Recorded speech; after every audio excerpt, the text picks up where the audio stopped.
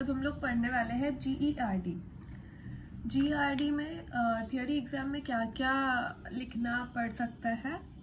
उसमें सबसे पहले तो हमको इडियोपैथ पूछेंगे, कौन से ड्रग्स की वजह से होता है मेनली। उसके बाद में investigations, management, alarming features, complications, ये सब पूछेंगे।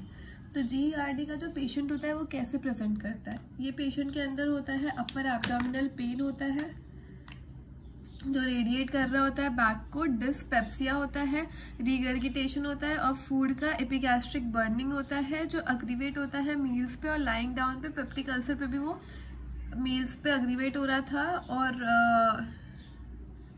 लाइंग डाउन का कुछ सीन नहीं था। और इनएबिलिटी टू स्वॉलो नहीं कर पाता है वो,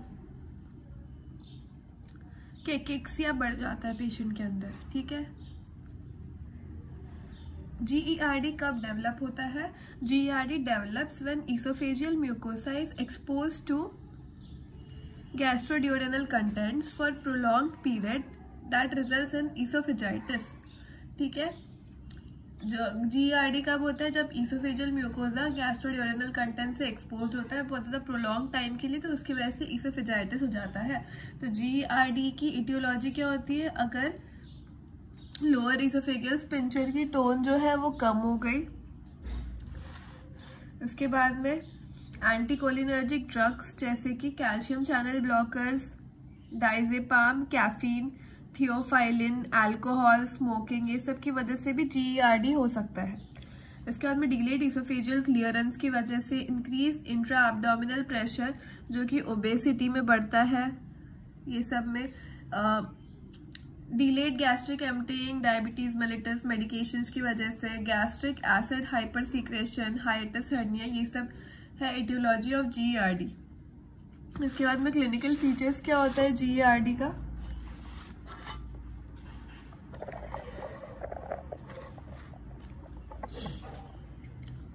इसमें हार्ट बर्न हो सकता है पेशेंट को। इसका ट्रायड होता है heart burn, regurgitation, epigastric pain, जो कि हमने ऊपर देख लिया ये तीनों फीचर्स।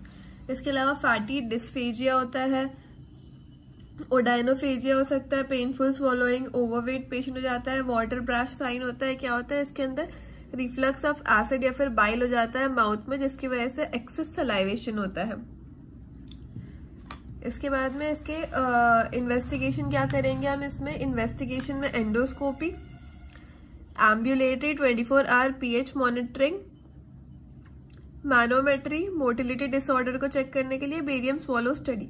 ट्रीटमेंट में क्या आता है, lifestyle modification, weight loss, avoid करना है कैफीन, अल्कोहल, स्मोकिंग, फिर स्मॉल फ्रीक्वेंट मील्स लेना है। ड्रग्स में H2 antagonist, cimetidine, ranitidine, famotidine. Proton pump inhibitor में लांसोप्रोजोल, पैंटोप्रोजोल। प्रोकाइनेटिक में मीटोक्लोप्रामाइड, डोमपेरिडोन, सिसाप्राइड, मोसाप्राइड।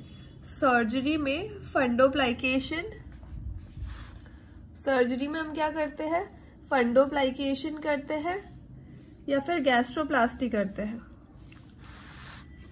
और कॉम्प्लिकेशंस क्या होते हैं GERD के, इसोफेजियल कॉम्प्लिकेशन हो सकता है, नॉन इसोफेजियल कॉम्प्लिकेशन हो सकते हैं। इसोफेजियल कॉम्प्लिकेशन में oesophagitis, stricture, Barrett's oesophagus, adenocarcinoma.